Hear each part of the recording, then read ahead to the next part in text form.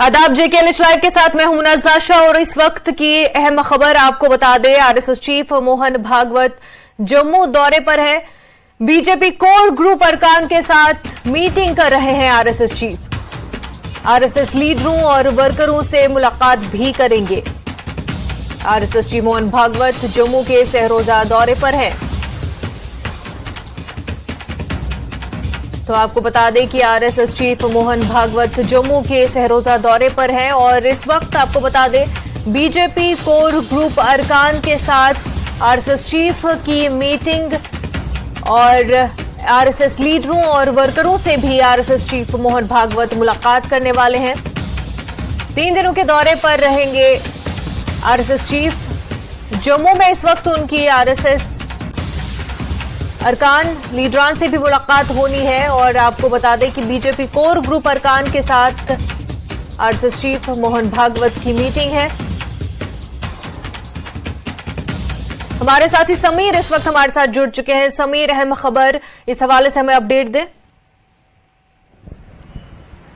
जी बिल्कुल, आपने सही कहा। जो कोर ग्रुप की जो मीटिंग है बीजेपी कोर ग्रुप के साथ मोहन भागवत की, डॉक्टर मोहन भागवत की, वो शुरू हो चुकी है। बड़ी इंपॉर्टेंट मीटिंग है। और अगर कोर ग्रुप के मेंबरों की बात करें तो मैं बता दूं, doctor Jitendra Singh union minister, Ravinder Raina Jammu Kashmir BJP के chief, doctor Nirmal Singh former deputy chief minister, Kavinder Gupta former deputy chief minister, Ashok Koul Jammu Kashmir BJP general secretary organisation, Sunil Sharma Jammu Kashmir BJP general secretary और ये कोर ग्रुप के मेंबर्स वो मीटिंग अभी कर रहे हैं मोहन भागवत के साथ। और उसके साथ साथ जो सेपरेट मीटिंग, पहले तो इनकी सेपरेट मीटिंग हुई है और उसके बाद अब जॉइंट मीटिंग कई और संस्थाओं के जो नेता हैं, लीडरान हैं, उनके साथ उनकी मीटिंग चल रही है। और अगर हम बीजेपी की बात करें तो बीजेपी के लिए ये मीटिंग बहुत इंपॉर्टेंट है, क्योंकि जो बीजेपी की जो चाहत है या गोल है कि लोकसभा इलेक्शंस में थोड़ा अच्छा करने का, जो पिछले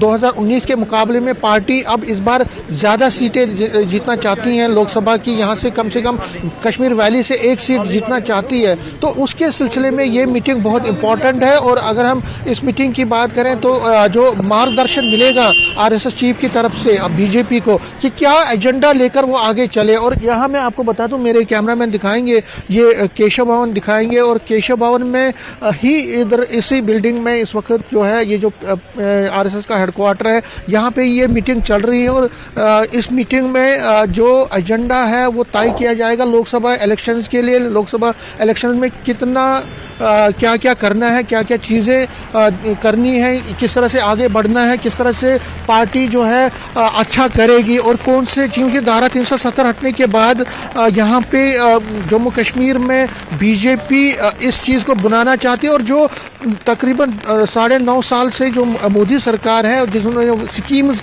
इम्प्लीमेंट की हैं, उनको भी किस तरह से लोगों तक पहुँचाया जाए या उसकी जो इन्फॉर्मेशन लोगों तक पहुँचाया जाए। और वो बूथ लेवल पे किस तरह से पार्टी को बाकी फ्रंटल ऑर्गेनाइजेशन जिसमें वीएचपी, बजरंग दल या महिला वाहिनी या बाकी जितनी भी संस्थाएं हैं, वो किस तरह से बीजेपी को मदद कर सकती हैं बूथ स्तर पर जब इलेक्शंस होंगे। तो वो भी एक एजेंडा रहेगा।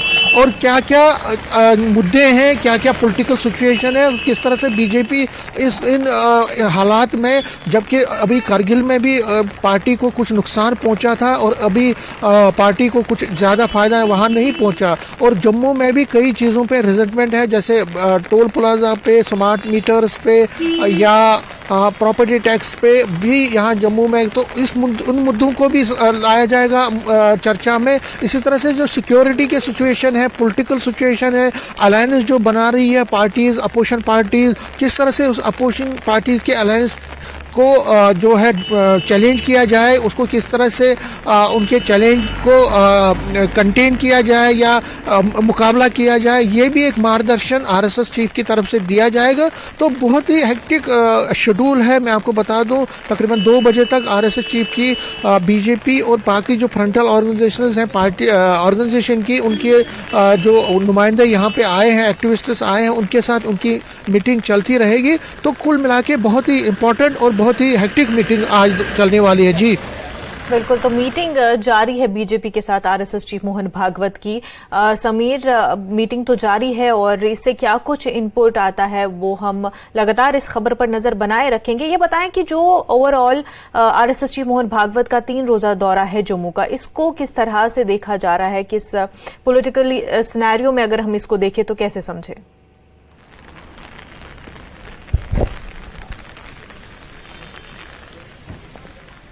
समीर, आप तक हमारी आवाज पहुंच पा रही है?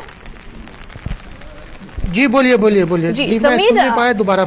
जी समीर, आपसे जानना चाह रहे हैं जो overall RSS chief Mohan Bhagwat का 3 रोजा जम्मू का दौरा है, इसको किस तरह से देखें?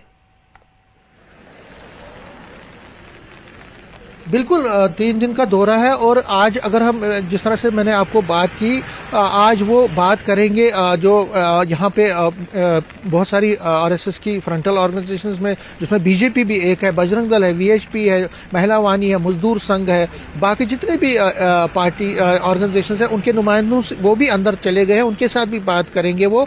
और 3 बजे उनका यहाँ योग सेंटर है तालाब दिलो एरिया में, वहाँ पे जाने का प्रोग्राम है। लेकिन कल कठुआ जाएंगे वो। कठुआ में बहुत हेक्टिक प्रोग्राम है उनका। वो वहाँ पे एक कार्यकर्ताओं की एक सम्मेलन को भी संबोधित करेंगे जो कि तकरीबन 4 बजे है। 3 बजे वहाँ पहुंचेंगे और 3 बजे पहले वो श्रद्धांजलि देंगे जो स्वयंसेवक रहे हैं, पुराने स्वयंसेवक, उनकी मूर्तियों पे जाएंगे। और उसके बाद श्यामा प्रसाद मुखर्जी रोड पे भी लेट पंडित श्यामा प्रसाद मुखर्जी को भी श्रद्धांजलि देंगे। उसके बाद एक कार्यकर्ताओं के एक सम्मेलन को संबोधित करेंगे और शाम को भी कई जगहों पे उनका प्रोग्राम है। और कल शाम को वो फिर यहाँ से कठुआ से ही दिल्ली के लिए रवाना हो जाएंगे। तो 3 दिन का बड़ा हेक्टिक प्रोग्राम। कल शाम को जब वो पहुंचे, कल शाम को भी उन्होंने एक बैठक की यहाँ पे, जो अपने कार्यकर्ता हैं, आरएसएस फंक्शनरीज हैं जम्मू कश्मीर के, पूरी सूरत हाल का जायजा लिया। क्योंकि आरएसएस चाहती है कि 2025 में आरएसएस एक अपना 100वां विस्थापित जो फाउंडेशन डे मनाने जा रहे हैं। तो उससे पहले ये आरएसएस के जितने भी प्रमुख हैं, जितने भी लीडरान हैं, वो पूरे इंडिया का दौरा कर रहे हैं। और ये दौरा भी उसी कड़ी का एक हिस्सा है। और कोशिश है आरएसएस की कि जम्मू कश्मीर में अपनी काम को विस्तार लाए, उसमें मजीद इजाफा किया जाए। और जो दिन में जो हर दिन इनकी शाखाएं चलती हैं, उन शाखाओं में भी इजाफा किया जाए, उनको इंक्रीज किया जाए और गांव देहात तक उनको पहुंचाया जाए। और जहां जहां आरएसएस का इतना रीच अभी तक नहीं है, वहां पे लोगों को आरएसएस की आइडियोलॉजी, प्रोग्राम, पॉलिसीज तक के बारे में इंफॉर्मेशन दी जाए। और खासकर कश्मीर वैली में फोकस है पार्टी का, ऑर्गेनाइजेशन का। और ऑर्गेनाइजेशन आरएसएस ये चाहती है कि जहां जहां पे अभी तक आरएसएस ज्यादा मजबूत नहीं रही है, वहां पे उसको और मजबूत किया जाए। क्योंकि जो स्कीम्स आरएसएस चलाती है, जो प्रोजेक्ट आरएसएस चलाती है, जो काम आरएसएस करती है, चाहे वुमेन एम्पावरमेंट के लिए, चाइल्ड वेलफेयर के लिए, मजदूरों के लिए, किसानों के लिए, आम लोगों के लिए, जो स्किल्ड, जो अनएम्प्लॉयड स्किल्ड लोग हैं उनके लिए, नौजवानों के लिए, उन स्कीमों के तहत लोगों को एक तो फायदा पहुंचे और दूसरा आरएसएस के साथ उनको जोड़ा जाए, इसकी आइडियोलॉजी के साथ जोड़ा जाए। तो आरएसएस इस मिशन में काम कर रही है और चाहती है कि यहाँ पे आरएसएस के प्रति जितनी गलतफहमियां लोगों को है वो भी दूर की जाए। आरएसएस की कोशिश रहेगी कि जम्मू कश्मीर में अपने संघ को मजबूत किया जाए और जहां कभी भी कमी पेशी लग रही है उसको जो है बेहतर किया जाए। साथ ही साथ बीजेपी के हवाले से भी कोशिशें तेज रहेंगी अब, क्योंकि चुनाव भी आने वाले हैं।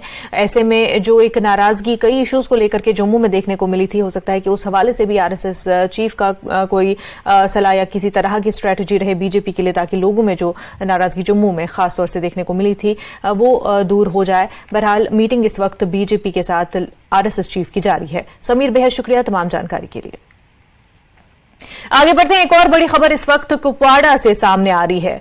रागनी पोस्ट के बालाई इलाकों में पहली बर्फबारी हुई है और लाइन ऑफ कंट्रोल के नजदीकी इलाकों में हल्की बर्फबारी देखने को मिल रही है। तो कुपवाड़ा से अहम खबर, मौसम ने करवट बदल दी है और रागनी पोस्ट के बालाई इलाकों में पहली बर्फबारी हुई है। लाइन ऑफ कंट्रोल के नजदीकी इलाकों में हल्की बर्फबारी देखने को मिल रही है। हमारे साथी नुमाइंदे हमारे यहिया इस वक्त हमारे साथ जुड़ चुके हैं। पहली बर्फबारी देखने को मिल रही है, यहिया इस हवाले से जानकारी दें।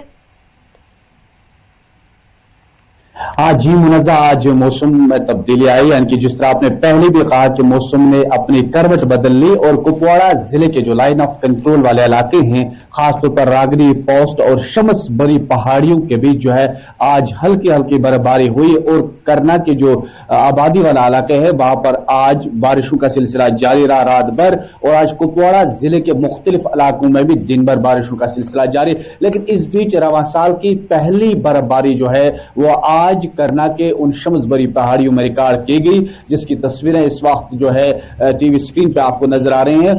ये एक्सक्लूसिव सिर्फ न्यूज 18 पर इस वक्त हम आप दिखाने जा रहे हैं, क्योंकि आज पहली बर्फबारी जो है इस साल की हुई है। और जो मवेशी लेने के लिए इन इलाकों में 6 महीने के लिए जाते थे जो लोग, अब उन्होंने वापस आबादी वाले इलाकों का रुख किया है, क्योंकि ये लाइन ऑफ कंट्रोल वाले जो इलाके हैं वहां पर इस तरह की बर्फबारी जो है आज पहली बर्फबारी इस साल की हुई है। जी मुनज़्ज़ा, बिल्कुल, तो इस साल की पहली बर्फबारी शुरू हो चुकी है और मौसम ने करवट बदल दी है। यही आप, बेहद शुक्रिया आपका। आगे बढ़ते हैं। लेफ्टिनेंट गवर्नर मनोज सिन्हा ने मीडिया का हवाला देते हुए कहा कि एक मर्तबा गुफ्तगू के दौरान एक मीडिया के कारकुन ने मुझसे बताया कि जम्मू कश्मीर में 80% के लोग इंतजामिया की मौजूदा कामकाज से खुश हैं और वो इंतखाबात नहीं चाहते। जो सड़क है और इसके जो ऑप्टिकल फाइबर केबल, बिजली के तार, पानी के पाइप, ये सब अंडरग्राउंड कर दिए गए हैं स्वाभाविक रूप से। और पेडेस्ट्रियन मार्केट जम्मू में शायद ये पहला बना है और मुझे लगता है कि इससे यहाँ के व्यापारियों को बड़ा लाभ मिलने वाला है, सस्टेनेबिलिटी को का व्यापक रूप से लाभ होने वाला है। रघुनाथ बाजार का काम भी शुरू हो गया है, फरवरी में उसका भी इनॉग्रेशन कर दिया जाएगा। रेजिडेंसी रोड की प्रोजेक्ट भी सैंक्शन थी, वहां के स्थानीय नागरिक ने न्यायालय से एक स्थगन आदेश लिया है। हम कोशिश कर रहे हैं कि वो स्थगन आदेश जल्दी खारिज हो, वहां के काम किए जाएं। तक 85 काम पूरे किए जा चुके हैं, 39 काम आने वाले दिनों में जल्दी पूरे हो जाएंगे। मुझे लगता है कि रियल सेंस में जम्मू स्मार्ट सिटी बने, यहाँ की इकोनॉमी भी बढ़े, इसके लिए अनेक प्रयत्न किए जा रहे हैं और इन प्रोजेक्ट के कारण फिर से जम्मू एक आर्थिक रूप से संपन्न, स्वाभाविक रूप से टूरिज्म को गति मिलेगी और अनेक काम ऐसे हुए हैं। आज मैं बताऊं, आप सब जानते हैं, क्या वो टीटीडी का मंदिर हो, लेजर शो हो, जू हो, तवी रिवर फ्रंट हो, अनेक इस तरह के काम हो रहे हैं, जिसके कारण स्वाभाविक रूप से यहाँ आने वाले टूरिस्ट की संख्या बढ़ेगी। इसराइल के खिलाफ कराची में एहतजाज किया गया है और इसराइल के खिलाफ कराची में जैश-ए-मोहम्मद का एहतजाज हुआ है। हम खबर आपको बता रहे हैं, तवील अरसे के बाद पाकिस्तान में जैश-ए-मोहम्मद का एहतजाज देखने को मिला है।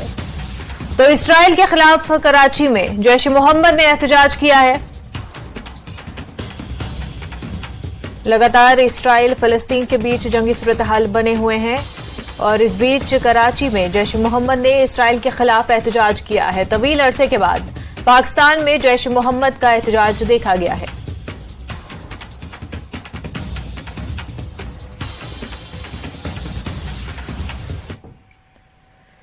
एक और बड़ी खबर आपको बता दें, पाकिस्तान में हिंदू लड़की को अगवा किया गया है। लवाहिकीन ने मुलजिम के खिलाफ मुकदमा दर्ज कराया। राधा मेघवाड़ अब भी लापता है। तो एक और बड़ी खबर पाकिस्तान से आपको बता रहे हैं, जहां पर हिंदू लड़की को अगवा किया गया है। हालांकि लवाहिकीन ने मुलजिम के खिलाफ मुकदमा दर्ज कराया है राधा मेघवाड़, लेकिन अब भी लापता है।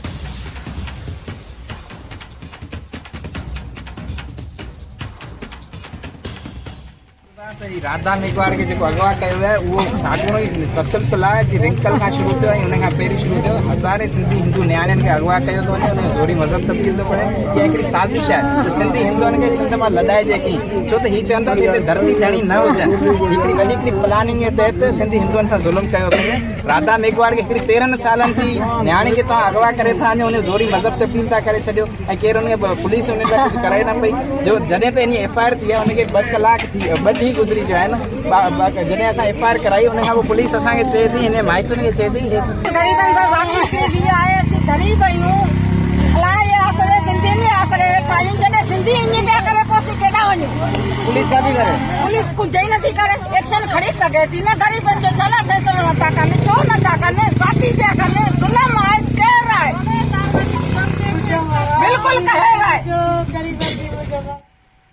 नवरात्रि के दौरान माता वैष्णो देवी मंदिर में हजारों अकीदतमंदों के आने की उम्मीद है। श्री माता वैष्णो देवी श्राइन बोर्ड ने यात्रियों के तहफ्फुज के लिए तमाम इंतजाम मुकम्मल कर लिए हैं। खासतौर पर इस साल अकीदतमंद पार्वती भवन की तामीर से बहुत खुश नजर आते हैं, जिसका हाल ही में सदर द्रौपदी मुर्मू ने इफ्तिताह किया था।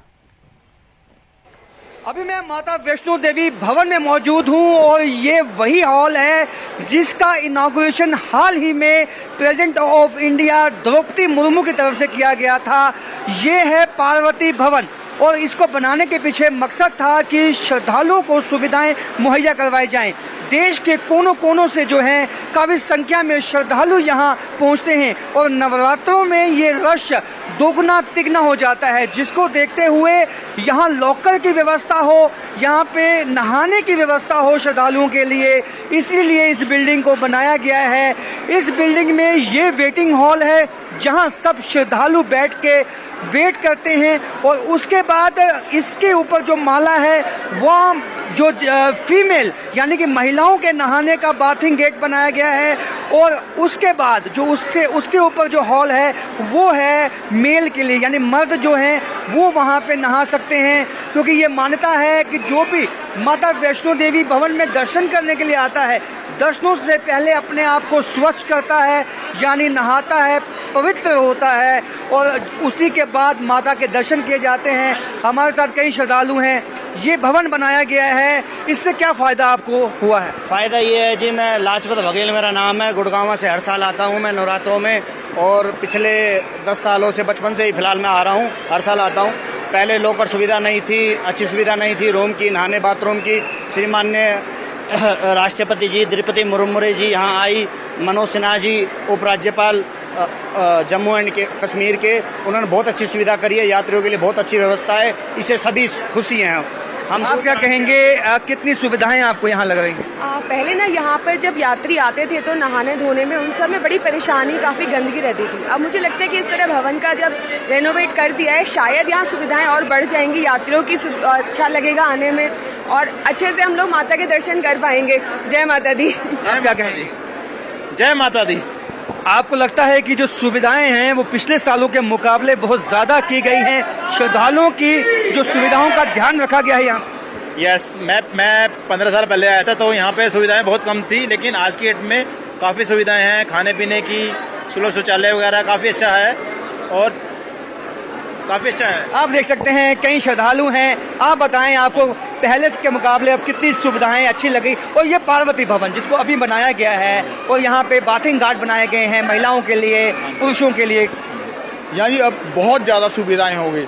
आज से पहले जो 10 साल पहले आया, जब मैं 5 साल पहले आया हूँ, उससे देखा जाए तो अब मोर देन 80% ज़्यादा सुविधाएं मिल चुकी हैं और लोग बहुत ज़्यादा खुश हैं और हर कोई इस टाइम सुख का आनंद ले रहा है और हम ये चाहते हैं। तो आप देख सकते हैं कि जय माता की करते हुए ये श्रद्धालु इस वेट में हैं कि यहाँ पे जो अपना लगेज है, क्योंकि इस बिल्डिंग में लॉकर रूम भी है, महिलाओं के लिए बाथिंग घाट है, पुरुषों के लिए है और ये सब यहाँ पे इसी वेट में है कि जब इनकी टर्न आएगी दर्शन की, जब इनका नंबर आएगा तो ये बिल्कुल तैयार होके अपनी फैमिली के साथ, अपने बच्चों के साथ माता रानी के दर्शन करेंगे। और ये जो है ये मील का पत्थर साबित हुआ है ये पार्वती भवन, क्योंकि ये श्रद्धालुओं का कहना है कि यहाँ पे जो सुविधाएं हैं इस बिल्डिंग के बन जाने से अब दुगनी तिगनी हो चुकी हैं।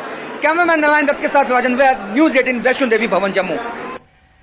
एक और बड़ी खबर इस वक्त की रामबन से आपको बता दें, माहू वैली फेस्टिवल मुलतवी कर दिया गया है। महकमे सयाहत ने फेस्टिवल को मुलतवी कर दिया, नई तारीख का ऐलान बाद में किया जाएगा। तो रामबन से आपको ये खबर बता रहे हैं, माहू वैली फेस्टिवल मुलतवी कर दिया गया है। महकमे सयाहत ने फेस्टिवल को फिलहाल मुलतवी कर दिया है और नई तारीख का ऐलान जल्द किया जाएगा।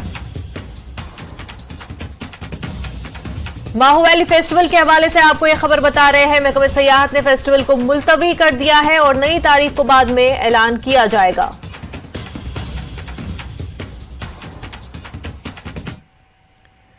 आगे बढ़ते सैफरॉन टाउन पामपुर में child welfare committee mission Vatsalya Pulwama, labour department Pulwama और पामपुर पुलिस की तरफ से बच्चों को मजदूरी से बचाने और उनकी बाजाबादकारी के लिए एक मुहिम का आगाज किया गया। इसमें कई बच्चों की निशानदेही की गई और इस मुहिम का मकसद ऐसे बच्चों का मुस्तकबिल महफूज बनाना और इस बात को यकीनी बनाना है कि खतरनाक हालात में काम करने के बजाय मुनासिब तालीम हासिल करें।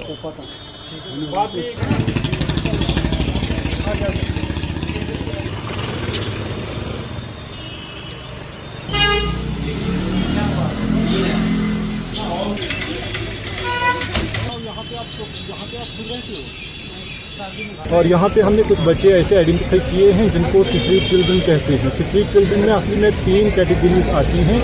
उसमें सबसे पहले है वो बच्चे जो जिनका स्ट्रीट ही होम होता है, लेकिन ये वाली कैटेगरी यहाँ पे ज़्यादा नहीं पाई जाती है। दूसरी कैटेगरी जो है स्ट्रीट चिल्ड्रन में वो बच्चे जो फैमिलीज़ के साथ स्ट्रीट पे रहते हैं, स्ट्रीट पे काम करते हैं।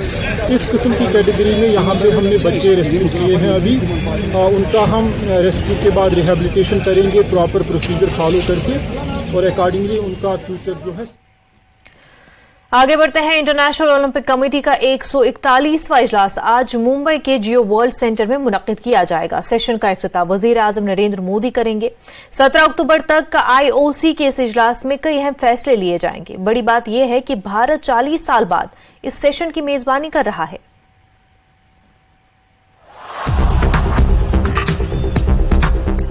दुनिया में खेलों के सबसे बड़े आयोजन ओलंपिक की ओर भारत का बड़ा कदम बढ़ चुका है। ओलंपिक खेलों का आयोजन करने वाली संस्था इंटरनेशनल ओलंपिक कमेटी यानी आईओसी का 141वां सत्र भारत में होने जा रहा है। G20 के बाद भारत में ये दूसरी सबसे बड़ी अंतर्राष्ट्रीय बैठक होने जा रही है। भारत में आईओसी के 141वें सत्र का होना बहुत बड़ी बात है। यह दूसरी बार है जब भारत में अंतर्राष्ट्रीय ओलंपिक समिति की बैठक हो रही है। 40 साल पहले 1983 में नई दिल्ली में आईओसी का 86वां सत्र आयोजित हुआ था। एक बार फिर भारत में आईओसी का सत्र का होना अंतर्राष्ट्रीय खेल के क्षेत्र में भारत के बढ़ते कदम का सबूत है। मुंबई के जियो सेंटर में प्रधानमंत्री नरेंद्र मोदी 14 अक्टूबर को आईओसी के 141वें सत्र के ओपनिंग सेरेमनी का उद्घाटन करेंगे।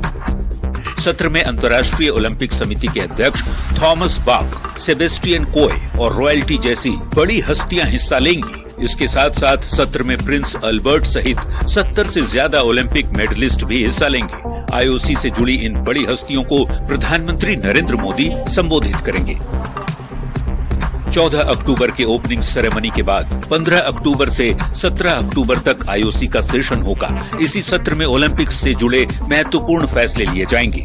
आईओसी सेशन में ही भविष्य में होने वाले ओलंपिक खेलों के लिए मेजबान देशों पर भी फैसला होता है। पूर्व क्रिकेटर युवराज सिंह ने कहा कि जिस तरह से भारत में खेल इंफ्रास्ट्रक्चर का विकास हो रहा है, उसे देखते हुए भारत ओलंपिक खेलों की मेजबानी का एक मजबूत दावेदार है।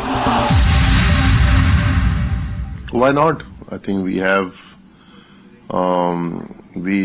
all the means, and I'm sure the way our infrastructure is going, we can definitely host Olympics in the coming years. Why not? Bharat में 40 साल बाद हो रहे इस आयोजन के लिए सबसे बड़ा श्रेय दिया जा रहा है रिलायंस फाउंडेशन की फाउंडर और चेयरपर्सन नीता अंबानी की कोशिशों को, जो आईओसी की सदस्य बनने वाली पहली भारतीय महिला हैं। आईओसी की सदस्य होने के साथ साथ नीता अंबानी आईओसी के 3 अलग अलग आयोगों की भी सदस्य हैं। फरवरी 2022 में बीजिंग में हुए 139वें आईओसी सत्र में नीता अंबानी के दमदार प्रेजेंटेशन की वजह से ही मुंबई में आईओसी का सत्र होना तय हुआ। रिलायंस फाउंडेशन के जरिए खेल को बढ़ावा देने में नीता अंबानी की अहम भूमिका रही है। आईओसी प्रेसिडेंट बाक ने भी खेल को बढ़ावा देने में नीता अंबानी की भूमिका की तारीफ की है। Bureau report, news 18।